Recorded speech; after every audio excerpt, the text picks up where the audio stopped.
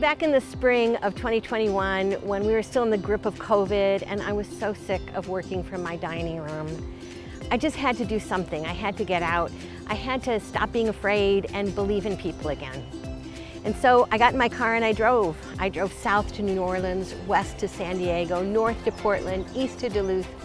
It took me a month and it was great. Our country is so beautiful. I saw so many amazing things and I met really, really good people. And as you can imagine, traveling for a month, mostly by myself, sometimes I needed help. And sometimes I really needed help. And every time someone was there for me. And you know, when you really need help, you don't like interview the person to see what their political affiliations are or whether you like the same thing. No, you just accept the help you're given.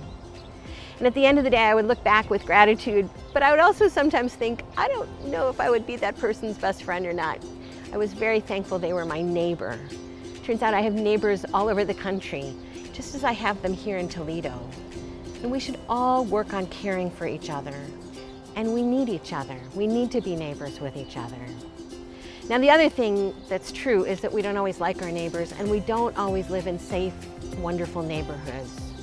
And so it's so important that we not just think about loving our neighbors in theory, but think about loving our neighbors as a practice, something that we have to practice over and over again, with compassion, understanding that we don't always know people's stories and sometimes they are sad stories, understanding that sometimes we have to be a little brave or take a risk or two.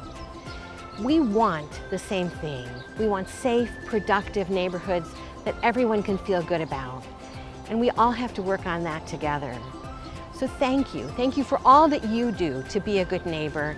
And let's keep practicing and supporting each other in loving our neighbors as ourselves.